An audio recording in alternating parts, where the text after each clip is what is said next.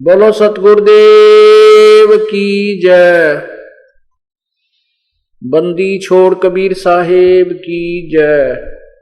बंदी छोड़ गरीबदास जी महाराज की जय। स्वामी रामदेवानंद जी गुरु महाराज की जय। सर्व संतों की जय, सर्व भक्तों की जय, धर्मी पुरुषों की जय, श्री काशी धाम की जय, श्री छुड़ानी धाम, श्री करौथा धाम की जय, श्री बरवाला धाम की जय। सत सोही ग्रीव नमो नमो सतपुरुष को हो नमस्कार। गुरु के नहीं सुर नर मुनि जन साधुआ संतों सर्वस दीन। सतगुरु साहिब संत सब है डंडो तुम प्रणाम। आगे पीछे मध्य हुए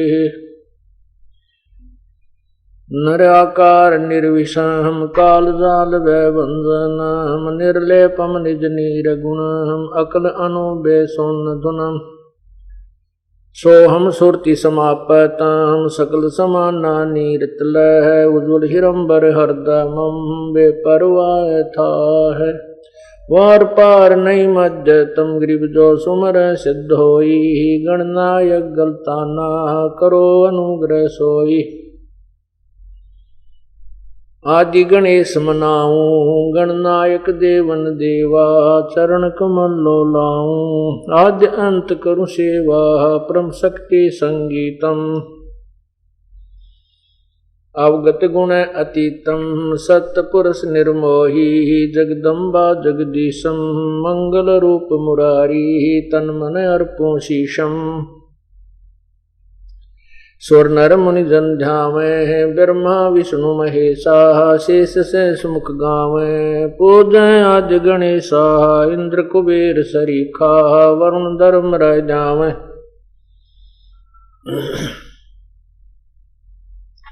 तेतीस कोटि अदारा ब्यावे से 88।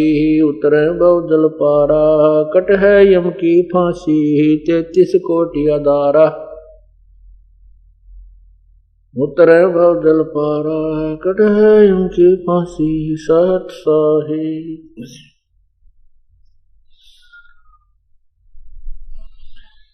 कर जोरों विनती करूं। धरूं चरण पर शीश। गुरु राम देवानंद जी महाराज ने दियो नाम बख्शीश। कोटि कोटि सिजदा करूं कोटि कोटि प्रणाम। चरण कमल में राखियो मैं बंदी जाम गुलाम।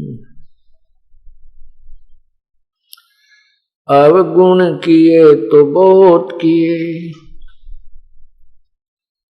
करत न मानी हार। बावे बंदा बख्श दियो बावे गर्दन उतार। अवगुण मेरे बाप जी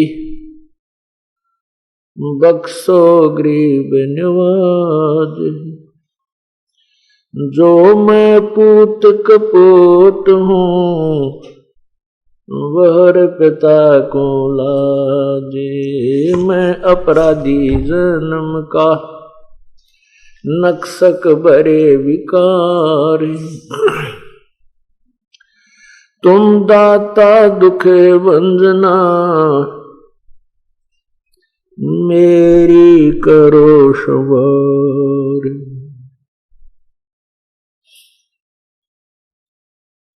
गुरु जी तुम ना बोलियो चाहे लाख लोग मिल जाएं। हमसे तुमको बहुत है तुमसे हमको नहीं। तुमरे विसारे क्या बने, मैं किसकी शरण में जाऊं। शिव वरंस मुनि नारदा, तिनके हृदय न सम।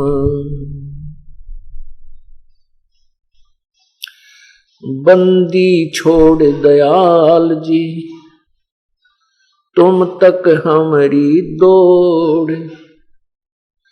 जैसे कागज जहाज का, अब सोजत और न ठोरी।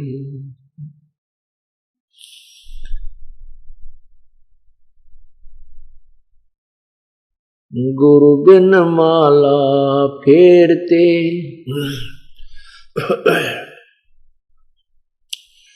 गुरु बिन माला फेरते, गुरु बिन देते दान। गुरु बिन दोनों निष्फल हैं, चाहे पूछो वेद पुराण। गुरु बड़े गोविंद से, मन में देख विचार। हर सुमरे सो वार हैं, गुरु सुमरे होए पार। गुरु गो कबीर हरि के रूठता, गुरु की शरण में जाव। कहें कबीर गुरु रूठ गए, तो हरि ना होत सहाय।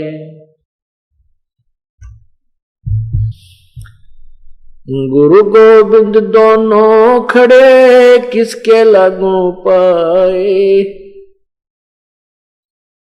बलिहारी गुरु अपना, जिन गोविंद दियो मिलाए।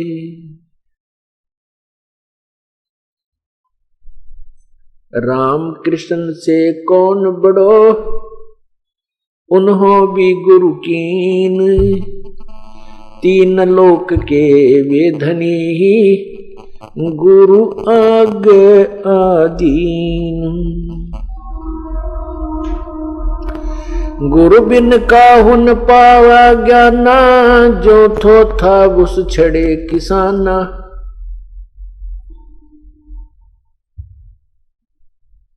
गुरु बिन वेद पढ़े जो प्राणी, समझन सार रहे अज्ञानी। गर्भ योगेश्वर गुरु बिना, करते हर की सेव। कहें कबीर बैकुंठ से वो, फेर दिया सुख देव। राजा जनक गुरु किए, फिर कीनी हर की सेव। कहें कबीर बैकुंठ में है, पहुंच गए सुख देव। कबीर लूट सको तो लूटियो, राम नाम की लूटे। पीछे फिर पछताओगे, प्राण जाएंगे छूट।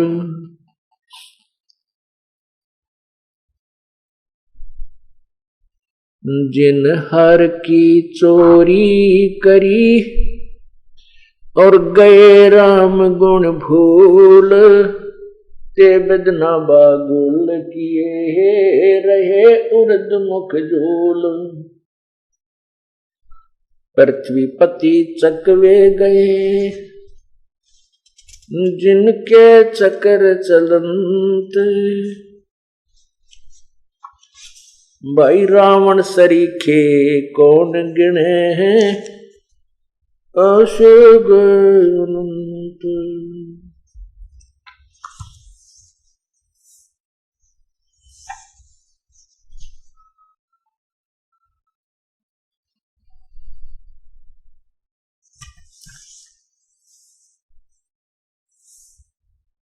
कबीर सब जग निर्धना, धनवंता न कोय। धनवंता सो जानियो, जप राम नाम धन होवे। कबीर वो दिन याद करो, ऊपर पग नीच शीश, इस मृत लोक में आके तू भूल गया जगदीश।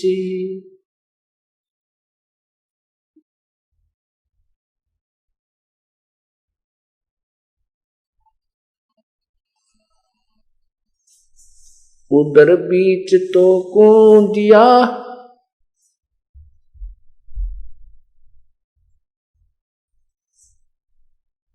खान पान परवान, तिस समृत की बंदगी तू भूल गया शैतान।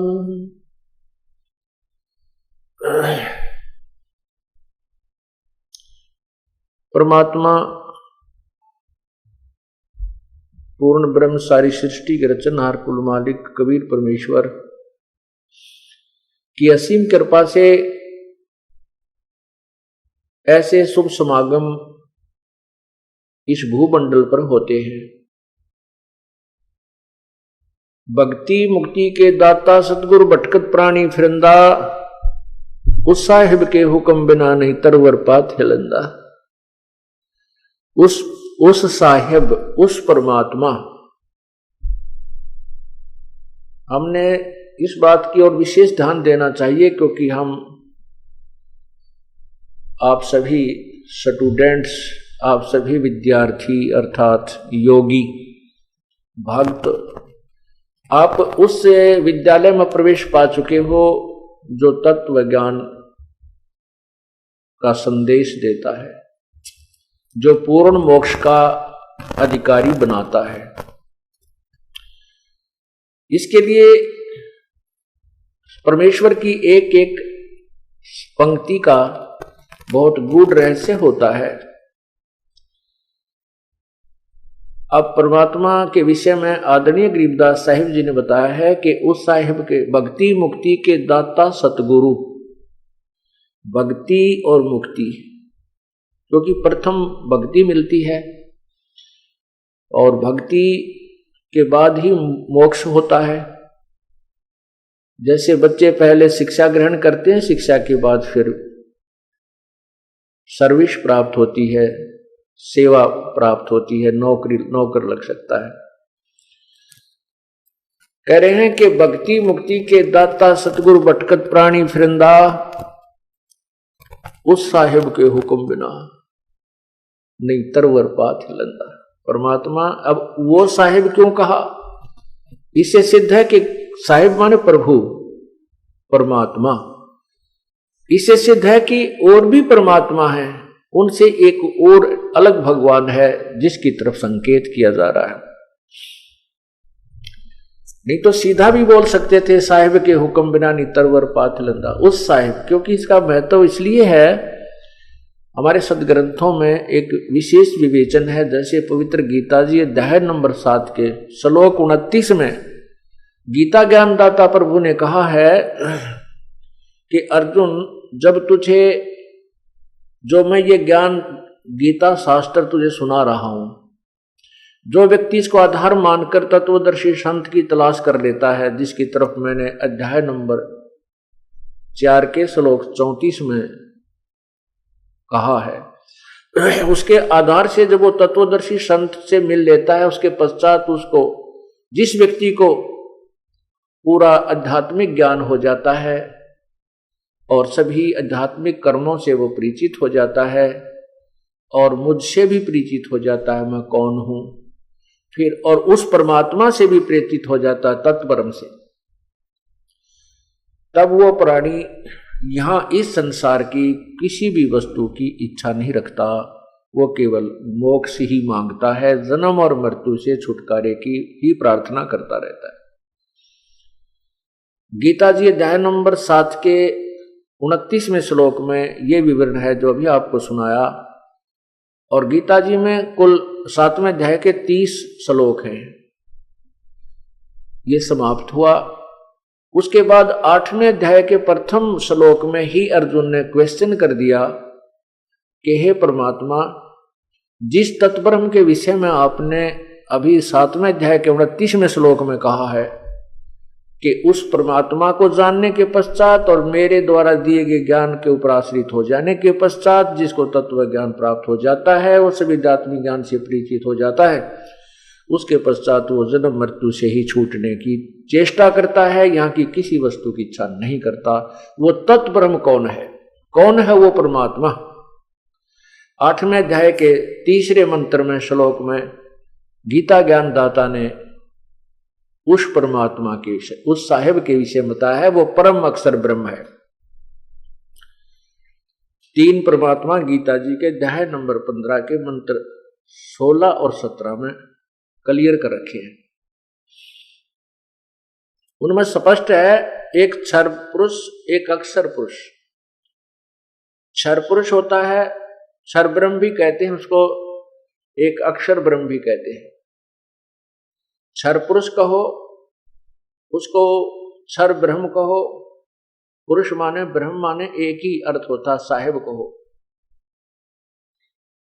तो क्षर पुरुष ये ब्रह्म है जिसको ज्योति स्वरूपी निरंजन कहते हैं, और अक्षर पुरुष ये परब्रह्म है, पर ब्रह्म।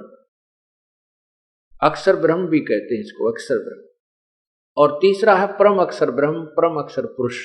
पुरुष कहो, ब्रह्म कहो, साहिब कहो, राम कहो, गॉड कहो, खुदा कहो, अल्लाह कहो।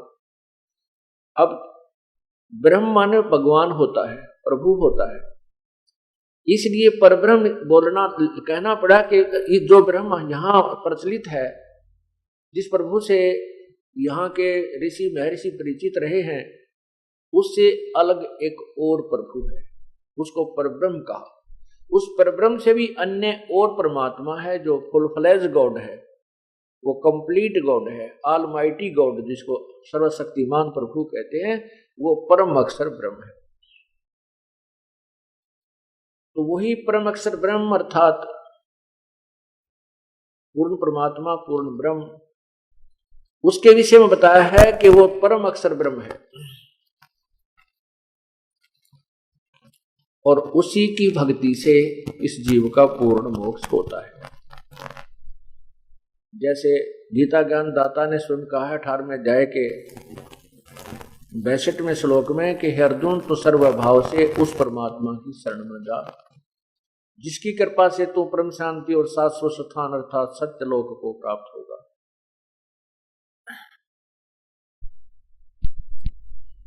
गीता जी अध्याय नंबर 15 के श्लोक 16 में 2 भगवान लिखे हैं, क्षर पुरुष और अक्षर पुरुष, और उनके अंतर्गत इन दोनों ब्रह्मों के, दोनों भगवानों के जुरिडिक्शन में, इनके लोक में जितने भी प्राणी हैं वो, और ये दोनों भी नाशवान हैं। जैसे ब्रह्म के 21 ब्रह्मांड हैं क्षर पुरुष के, और परब्रह्म के जो हैं वो 7 शंख ब्रह्मांड है, नील पद्म शंख, 7 शंख, और परम अक्षर ब्रह्म के असंख्य ब्रह्मांड हैं बिना गिनती के, अर्थात जो जिनके ऊपर, जिनके अंतर्गत ये 21 ब्रह्मांड क्षर पुरुष के और 7 शंख ब्रह्मांड अक्षर पुरुष के, ये भी इंक्लूड हैं। इन सब के ऊपर और इनके असंख्य ब्रह्मांडों के ऊपर एक कुल मालिक है, वो परम अक्षर ब्रह्म है। उसके विषय में गीता जी अध्याय नंबर 15 के श्लोक 17 में प्रमाणित किया है कि उत्तम पुरुष है तू अन्य परमात्मा इति उदाहरते। वो उत्तम पुरुष, वो परम अक्षर ब्रह्म तो इन ऊपर वर्णित गीता जी के अध्याय नंबर 4 के श्लोक 24 में लिखा है कि जिस यज्ञ में अर्पण अर्थात शुरुआती ब्रह्म भी ब्रह्म है, हवन किए जाने योग्य द्रव्य है ब्रह्म, वह भी ब्रह्म है। ये इन्होंने वैसे अनुवाद ठीक नहीं कर पाए, क्योंकि परमात्मा ने अध्याय के 25वें श्लोक में लिखा है कि कुछ योगी जन अर्थात साधक देवताओं के पूजन स्वरूप यज्ञ को ही भली भांति अनुष्ठान किया करते हैं। अब देखिएगा साथ ही साथ, अब आंखों से भी पढ़िए।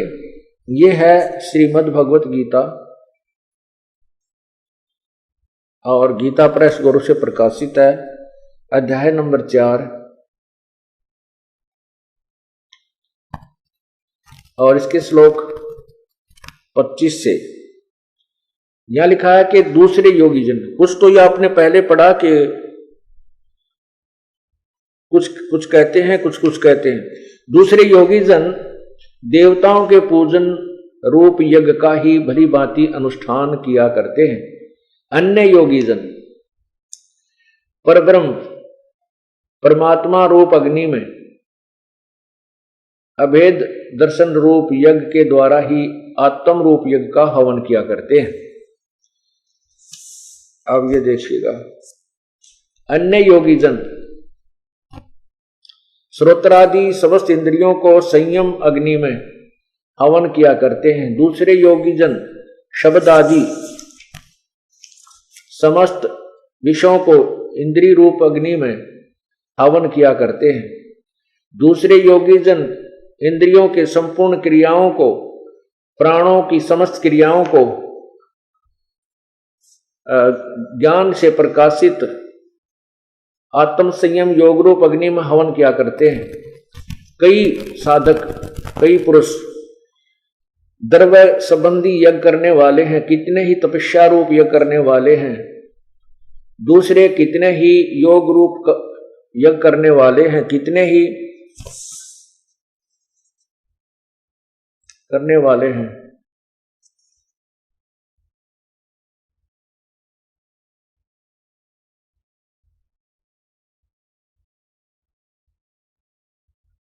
यहां देखिए, दूसरे कितने ही योगी जन अपान वायु में प्राण को हवन करते हैं, प्राण वायु को हवन करते हैं, वैसे ही अन्य योगी जन प्राण वायु में अपान वायु को करते हैं।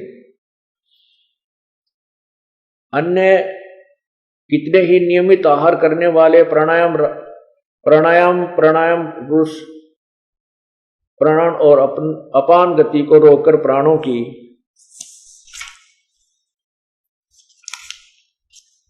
प्राणों में ही हवन किया करते हैं। ये सभी साधक यज्ञों द्वारा पापों का नाश कर देने वाले यज्ञों के जानने वाले हैं। अब 31 देखना, हे कुरुश्रेष्ठ, यज्ञ से बचे हुए अमृत का अनुभव करने वाले योगीजन सनातन ब्रह्म यानी पूर्ण परमात्मा को प्राप्त होते हैं। यज्ञ न करने वाले पुरुषों के लिए तो यह मनुष्य लोक भी सुखदायक नहीं है और परलोक तो कैसे ही सुखदायक हो सकता है।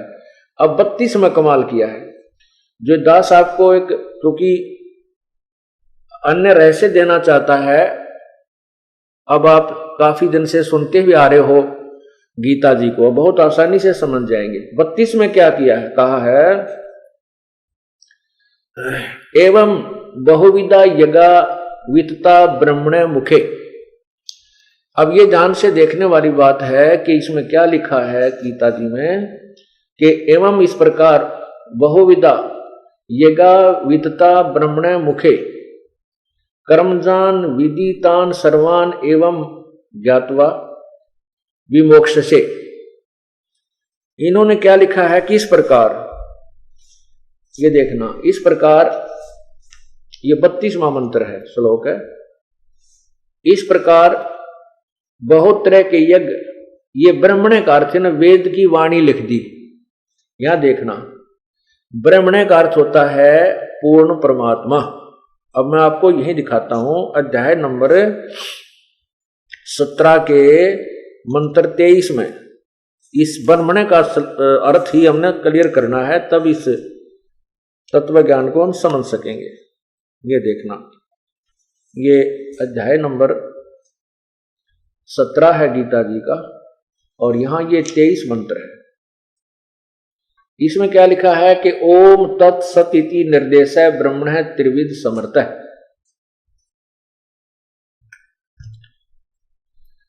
अब ब्रह्मणे का अर्थ देखिएगा, ओम तत्सत, ऐसा यह 3 प्रकार का ब्रह्मणे माने सच्चिदानंद घन ब्रह्म का।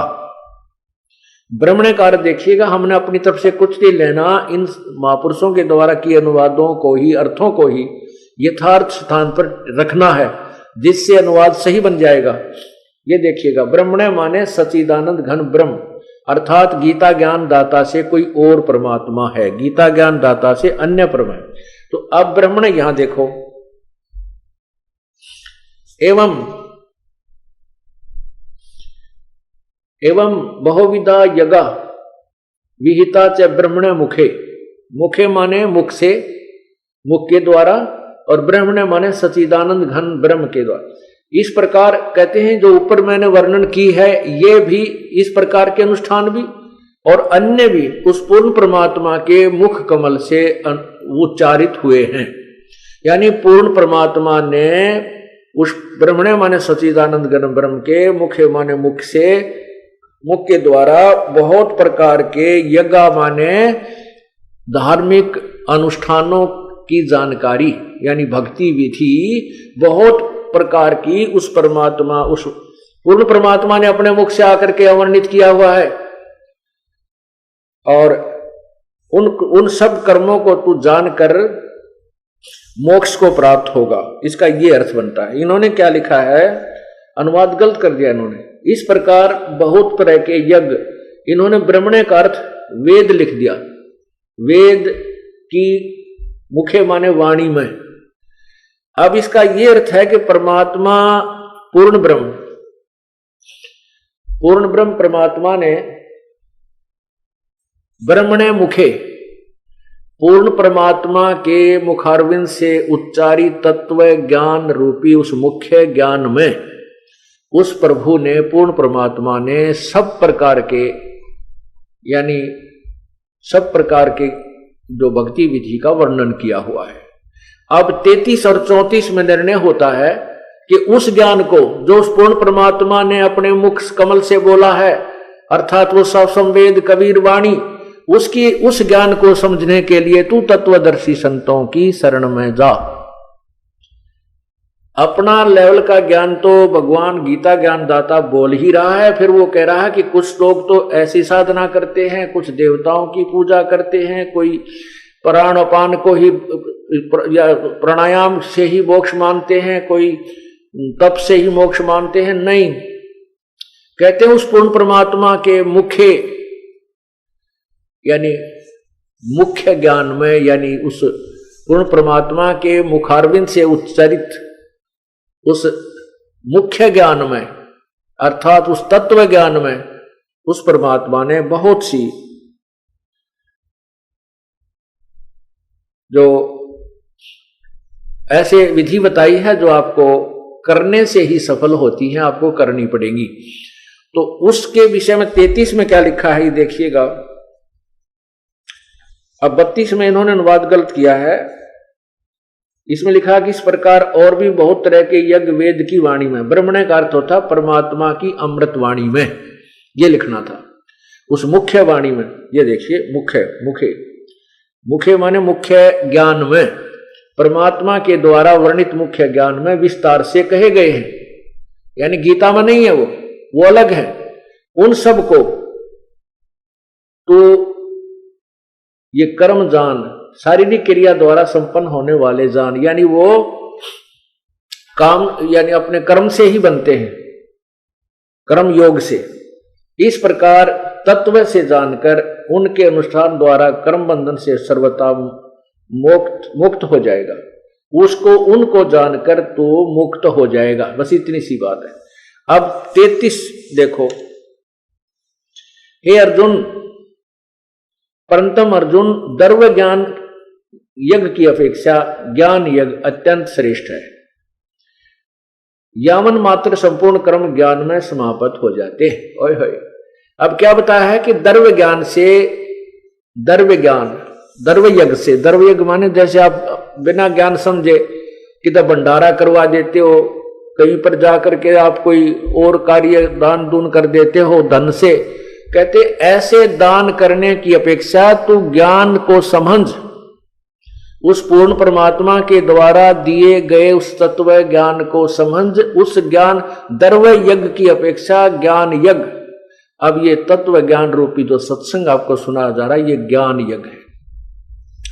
और दर्व यज्ञ जैसे श्रद्धालु लोग जहां जाते हैं, किसी मंदिर में 1 लाख रुपये दान कर दिया, उसको पुजारी दुरुपयोग करते हैं क्योंकि वो शास्त्र अनुकूल साधना नहीं होती है। कहीं पर भंडारा कोई के नाम पर आता है, उसको 10,000 रुपये दे दिए, वो दारू पीवे, मुर्गे खावे या कि तक गाड़ी लेगा घूम के राकित की को बुद्ध कराए। तो ऐसे कहते हैं इस द्रव्य यज्ञ को आंख मीच के तो तुम दान करते हो अंधविश्वास युक्त होकर, ऐसा मत करो। इस द्रव्य युग की अपेक्षा ज्ञान यज्ञ उत्तम है। ज्ञान यज्ञ के बारे में क्या बताते हैं? कहते हैं ज्ञान यज्ञ जब तुम्हें हो जाएगा, अर्थात तत्व ज्ञान तुम्हें प्राप्त हो जाएगा, फिर आपके अन्य कर्म जो तुम अज्ञानतावश करते हो, शास्त्र विधि त्याग कर मनमानी पूजा करते हो, वो फिर समाप्त हो जाएंगे। अब उस तत्व ज्ञान को जो गीता जी के अध्याय नंबर 4 के श्लोक 32 में कहा है कि उस पूर्ण परमात्मा के मुख्य ज्ञान में उसने अपने मुखारविंद से बोला है, उस ज्ञान को, वो तत्व ज्ञान है। उस ज्ञान को समझने के लिए चौथे अध्याय के 34 में क्या लिखा है कि उस ज्ञान को समझ, यानी जो पूर्ण परमात्मा ने स्वयं आकर के जो तत्व ज्ञान दिया है उस ज्ञान को समझ। अब देखो गीता अध्याय नंबर 4 के श्लोक 34 को समझिए। ये 4 है, ये श्लोक 34 है। उस ज्ञान को तू तत्वदर्शी ज्ञानियों के पास जाकर समझ। कौन से ज्ञान को? जो चौथे अध्याय के 32वें श्लोक में कहा है कि इस प्रकार उस बहुत से भक्ति की विधि उस पूर्ण परमात्मा के मुखारविंद से उच्चरित उस वाणी में अर्थात अमृत वाणी में विद्यमान है, उनको समझ। तो उस ज्ञान को समझने के लिए तू तत्वदर्शी संतों के पास जा। गीता जी से अलग कोई ज्ञान है। उस ज्ञान को तू तत्वदर्शी ज्ञानियों के पास जाकर समझ। उनको भली भांति दंडवत प्रणाम करने से, उनकी सेवा करने से और कपट छोड़कर सरलता पूर्वक प्रसन्न करने से वे परमात्म तत्व को तत्वदर्शी जानने वाले, भली भांति जानने वाले अर्थात तत्वदर्शी ज्ञानी महात्मा तत्व ज्ञान का उपदेश करेंगे। फिर लिखा है 35 में भी स्पष्ट कर दिया है। ये देखो 35 में, जिसको जानकर, उस ज्ञान को जानकर तो फिर संसार इस प्रकार मोह को नहीं प्राप्त होगा। हे अर्जुन, जिस ज्ञान के द्वारा संपूर्ण प्राणियों के निशेष भाव से अपने में और पीछे मुझ में देखेगा, ये केवल मुझ है, मुझ में देखेगा, न कि सच्चिदानंद। ये अपने ये अनुवादकर्ता ने अपनी ओर से लगा दिया इसके साथ, गीता ज्ञानदाता के साथ। ये क्या कहता है कि जब तू तत्व ज्ञान से परिचित हो जाएगा फिर तू मुझे समझ पाएगा मैं क्या हूं, मैं काल हूं। गीता जी के अध्याय नंबर 11 के मंत्र 32 में स्पष्ट किया है कि मैं काल हूं, सबको खाने के लिए आया हूं। तो ये कहा कि तू फिर तत्व ज्ञान से परिचित होने के उपरांत तू मुझे जानेगा मैं क्या हूं, और फिर इन प्राणियों को देखेगा इनकी क्या दुर्गति हो रही है, क्यों ये ऐसे दुखी हैं, तो फिर इनको समझेगा और फिर तेरा कल्याण संभव है। तो पुण्यात्मा, हमने जो लोक वेद सुना है, अभी तक जो पवित्र हिंदू धर्म के अंदर जो हम ज्ञान ग्रहण किए हुए हैं, वो अपने सदग्रंथों के भी विपरीत है। पवित्र गीता जी से भी वो गीता के अनुवाद करता व गीता के आधार से ज्ञान प्रचार करता भी परिचित नहीं थे। और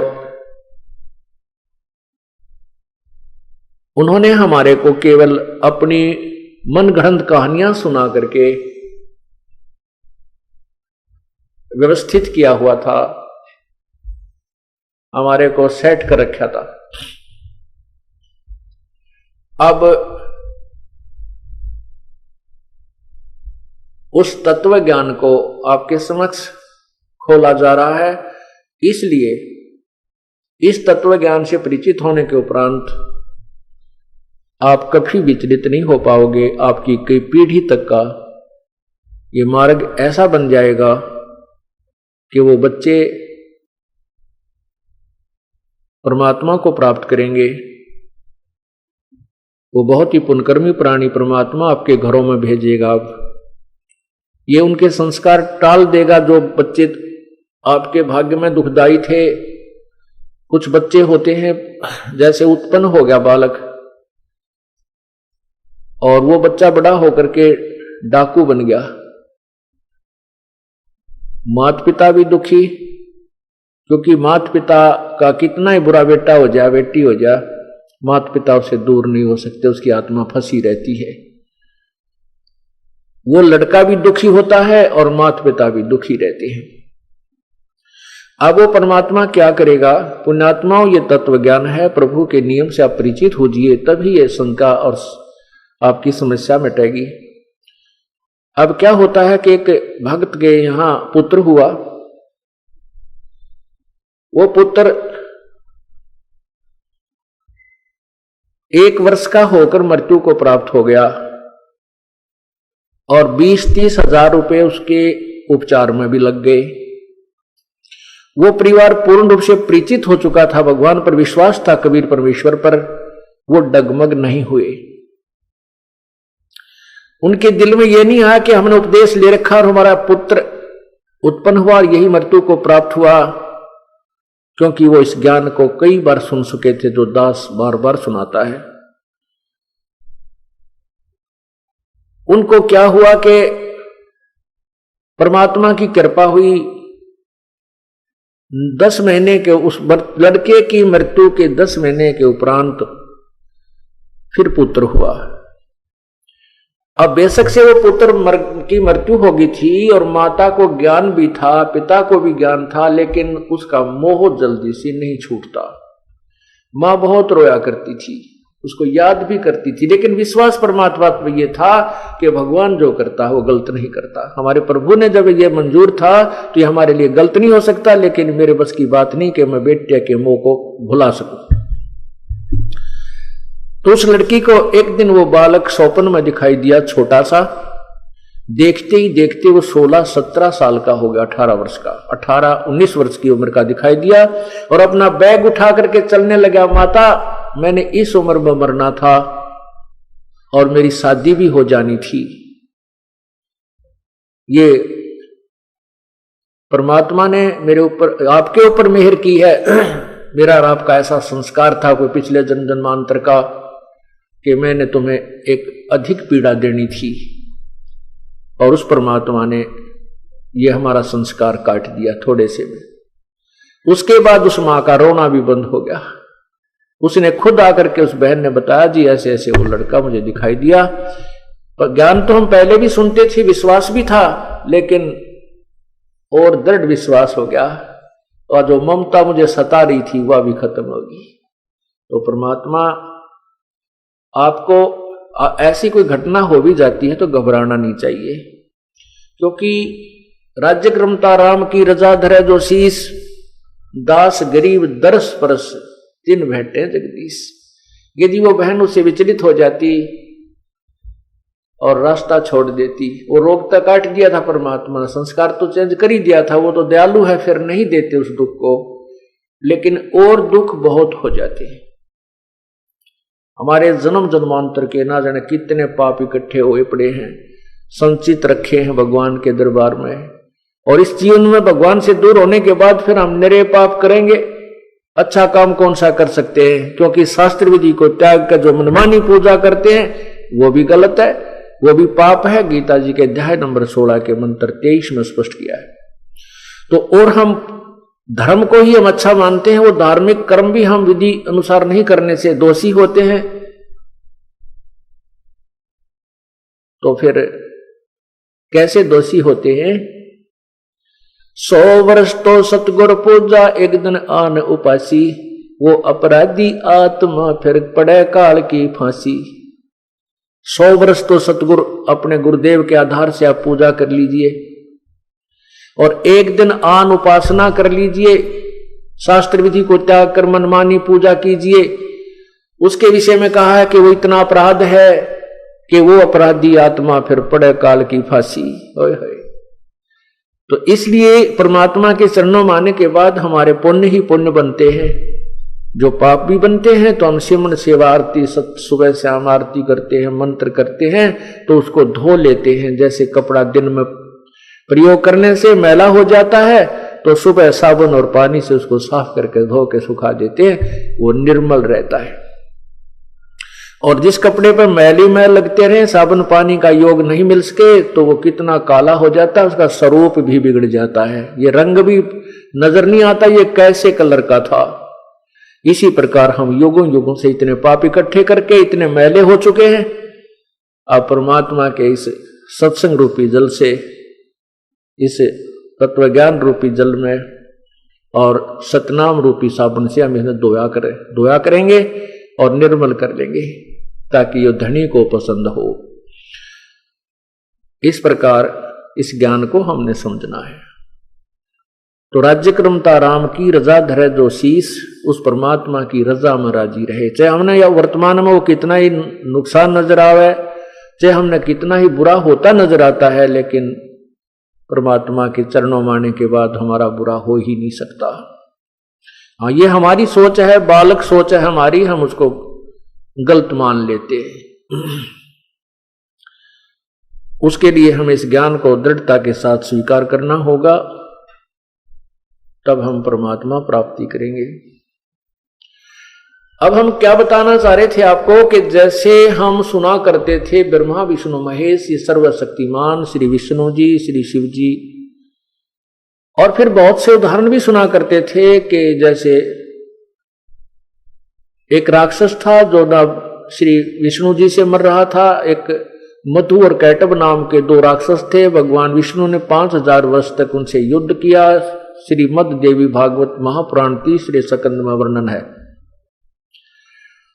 और वो 5000 वर्ष तक भगवान विष्णु से वो राक्षस नहीं मरे। फिर देवी दुर्गा ने अपने कटाक्ष से, अर्थात अपने एक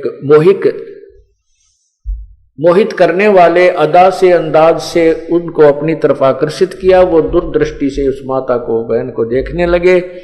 जब श्री विष्णु जी ने उन्हें मार डाला। एक राक्षस था, वो किसी से नहीं मर रहा था। भगवान विष्णु से कहा गया कि वो देवताओं से नहीं मर रहा था। वो पता चला, किसी ने बताया कि उसकी पत्नी धर्म पतिव्रता स्त्री है, इसलिए ये किसी से नहीं मर रहा है राक्षस। इसकी पत्नी का पतिव्रता धर्म नष्ट किया जाए तब ये राक्षस मरेगा, विष्णु पुराण में लिखा है। तो कहते हैं फिर वो भगवान विष्णु जी को ये कार्य सौंपा गया। भगवान विष्णु ने उस राक्षस का रूप बना करके उस स्त्री के, उसकी पत्नी के साथ मिलन किया। उसके बाद वो राक्षस मरा, उसका पतिव्रता धर्म खंड कर दिया। अब ये विचार करने की बात है कि समर्थ जो थे, अगर वो श्री ब्रह्मा विष्णु महेश जी समर्थ होते तो ये राक्षस लोग इनके आड़े नहीं आ सकते थे। इस तरह के जो संसारी कर्मों के विरुद्ध जो कार्य भगवानों ने भी यहां करने पड़े, तो ये समर्थ नहीं थे, ये भी काम चलाऊ सरकार थी। लेकिन इनको हमें अजरो अमर सर्वशक्तिमान कुल के मालिक बताया जाता था। ये 3 भी बताते थे, फिर कहते थे कुल का मालिक तो एक है। वो एक कौन है? फिर वहां फिर आकर कहते थे विष्णु ही सर्वशक्तिमान है, जो विष्णु जी में विशेष श्रद्धा रखता था। और जो श्री शिव जी में विशेष श्रद्धा रखता था, वो कहता था शिव जी ही एक है, कुल का मालिक नहीं। उस कुल के मालिक का ज्ञान तो इस तत्व ज्ञान से ही होगा और हो रहा है। तो अब हम क्या कहते थे कि क्या भगवान विष्णु ने श्री कृष्ण रूप में जब आए थे, राजा मोरध्वज के पुत्र ताम्रध्वज को आरे से चिरवा के जीवित कर दिया था। इस आधार से इनको सर्वशक्तिमान बताया करते थे। दूसरा कहते थे कि भगवान श्री कृष्ण ने गोवर्धन पर्वत को हाथ पर उठा लिया था, इसलिए भगवान थे। तीसरी महिमा करते थे कि भगवान श्री कृष्ण जी ने, भगवान श्री राम ने समुद्र के ऊपर पुल बना दिया था, इसलिए सर्वशक्तिमान थे। अब परमात्मा क्या कहते हैं? समुद्र पाट लंका गयो, सीता को भरतारे, अगस्त ऋषि ने ये सारे पी लिए, इनमें कौन करता रे।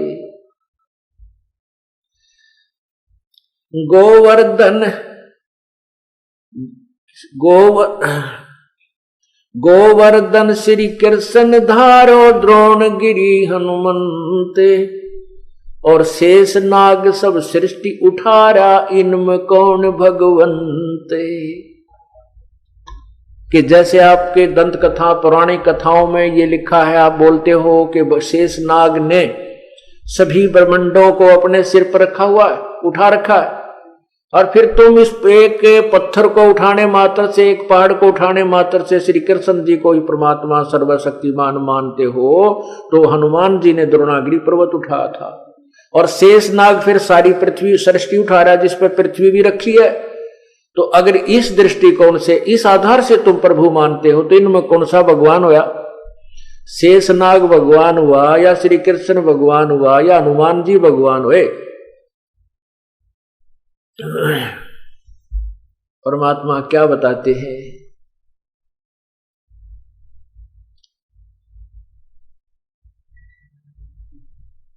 कि ये सब ज्ञान का उलछेड़ा तुम्हारे अंदर है, तुम ज्ञान को समझ नहीं पाए।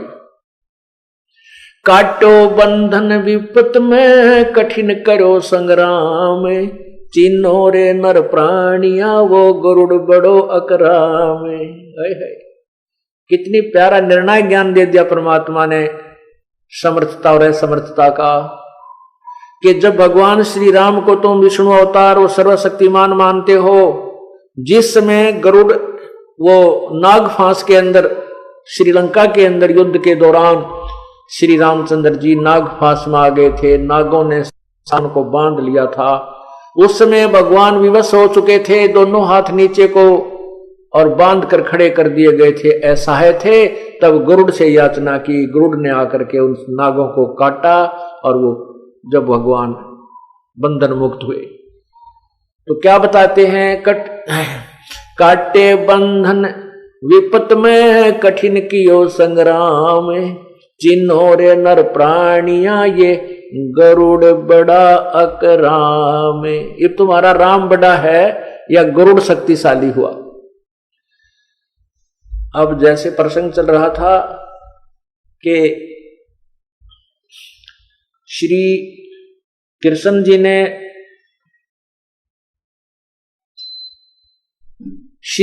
जी ने राजा मोरध्वज के पुत्र ताम्रध्वज को आरे से चिरवा करके, अर्थात वो मृत्यु को प्राप्त हो गया था और पुनः जीवित कर दिया था, और उसका शरीर भी जोड़ दिया था, उसमें कोई निशान भी नहीं था।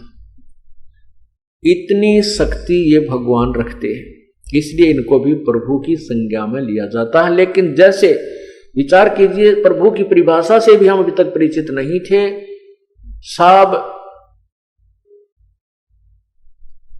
राम राम सब जगत बखाने, आदि राम को कोई बिरलाए जाने। राम राम तो सभी कह रहे हैं, लेकिन उस पूर्ण परमात्मा जो पहले का प्रभु है, सर्वशक्तिवान है, उसको कोई बिरला ही जानता है। अब जैसे साहब कहो, चाहे राम कहो, गॉड कहो, अल्लाह कहो, खुदा कहो, मालिक कहो, स्वामी कहो, ये सब प्रभु के शक्तिबोधक शब्द हैं, पर्यायवाची हैं। अब जैसे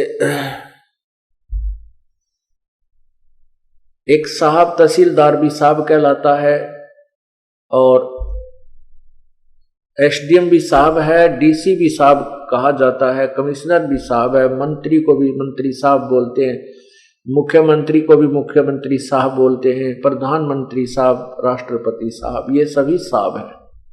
इन साहबों की शक्ति में अंतर है। ऐसे ही ब्रह्मा विष्णु महेश भी साहब हैं, ये भी भगवान हैं, लेकिन इनसे ऊपर जो राम है, इनके ये केवल एक ब्रह्मांड में एक विभाग के मिनिस्टर हैं।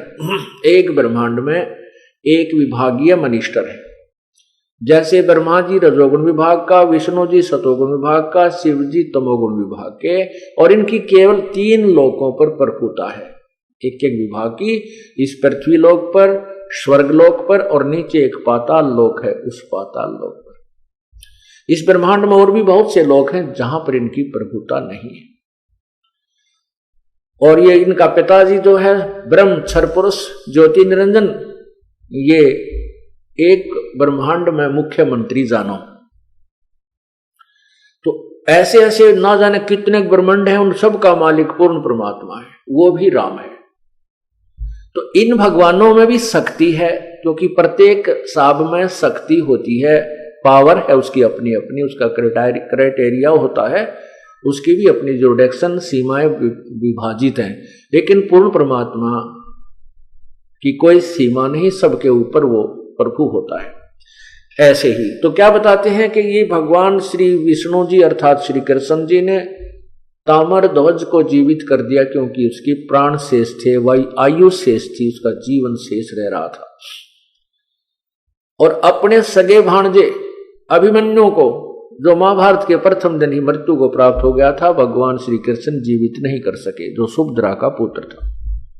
क्यों नहीं कर सके? क्योंकि उसका प्रारब्ध इतना ही था, अभिमन्यु के आगे जीवन शेष नहीं था, आयु नहीं थी शेष, इसलिए श्री कृष्ण अर्थात विष्णु जी उनको आयु नहीं बढ़ा सके, जीवित नहीं कर सके। अब हम आपको पूर्ण परमात्मा के द्वारा उस तत्व ज्ञान जो गीता जी के अध्याय नंबर 4 के मंत्र 32 में कहा कि उस परमात्मा के मुख्य वाणी में, उस परमात्मा पूर्ण सच्चिदानंद घन ब्रह्म पूर्ण परमात्मा के मुख्य ज्ञान में अर्थात उस तत्व ज्ञान में उन्होंने अपने मुख से जो बोला है, उसके आधार से और उन्होंने जो लीलाएं की हैं वो आपको सुनाते हैं। अब ये जो ब्रह्मा विष्णु महेश के पूज्य पिताजी हैं वो काल है। गीता जी के अध्याय नंबर 11 के मंत्र 32 में कहा है कि अहम काल अस्मि, मैं काल हूं। ये देखिएगा श्री मद् भगवत गीता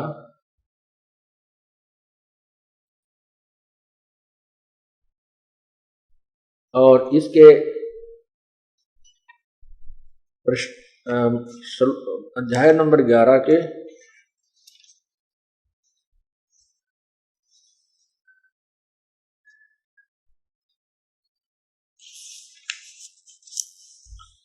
बत्तीस में ये देखिएगा, अध्याय नंबर 11 और इसके नीचे देखिएगा श्लोक नंबर 32। ये है श्लोक नंबर 32। अब क्या कहता है? काले अस्मि लोक अक्षकृत क्षकृत प्रवर्तः लोकान समार हर्तुम इह प्रवर्तः ऋगे अपि ऋते अपि त्वाम न भविष्यन्ति सर्वे ये अवस्थिता। क्या लिखा है कि लोकों का नाश करने वाला बढ़ा हुआ काल हूं, काल अस्मि, काल हूं, इसमें इन लोगों को नष्ट करने के लिए प्रवृत्त हुआ हूं। जो प्रतिपक्ष की सेना में सतित योद्धा लोग हैं वो तो युद्ध ना करेगा तो भी नहीं रहेंगे, वे सब तेरे बिना भी नहीं रहेंगे, अर्थात तेरे युद्ध ना करने से भी इन सब का नाश हो जाएगा। अब ये अर्जुन कह रहा है 11वें अध्याय के 21वें श्लोक में क्या बताता है, ये देखिएगा। आंखों देखा हाल अर्जुन देख रहा है उस बढ़े हुए काल को। ये देखिएगा 21 में, वे ही देवताओं के समूह आप में प्रवेश करते हैं और भयभीत होकर हाथ जोड़कर आपके नाम और गुणों का उच्चारण करते। महर्षि और सिद्धों के समुदाय कल्याण हो स्वस्ति कल्याण हो ऐसा कहकर उत्तम उत्तम स्तोत्रों द्वारा आपकी स्तुति करते हैं। और फिर क्या कहते हैं?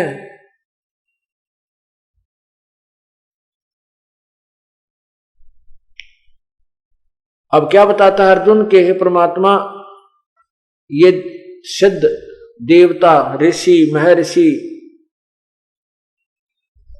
ये देवता लोग भी को भी आप खा रहे हो, इन सिद्धों और महर्षियों को भी आप खा रहे हो, आपके मुख में प्रवेश कर रहे हैं।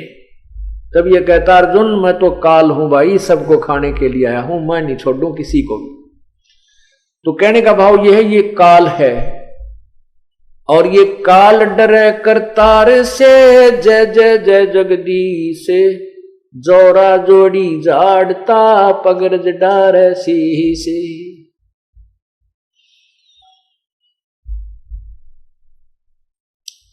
कि वो काल जो है, ये काल उस जगदीश से डरता है, पूर्ण परमात्मा से घबराता है, डरता है, और वो जय जय जय जगदीश, उसकी जय जयकार करता रहता पूर्ण परमात्मा की। और ये मृत्यु, जो अकाल मृत्यु आ जाती है, जिसको अचानक मार देता है, ये परमात्मा उस अपने सच्चे श्रद्धालु भक्त की नहीं होने देता, उस मृत्यु को नहीं आने देता। ये जीवन को एक्सटेंड कर देता है, ये लाइफ एक्सटेंड कर देता है परमात्मा, जीवन वृद्धि कर देता है, ये वो परमात्मा है। और कोई भगवान भी जीवन के श्वासों को घटा बढ़ा नहीं कर सकता। मासा घटे न तिल बध, विद न लिखे जो लेख, साचा सतगुरु मेट कर ऊपर मारे मेख।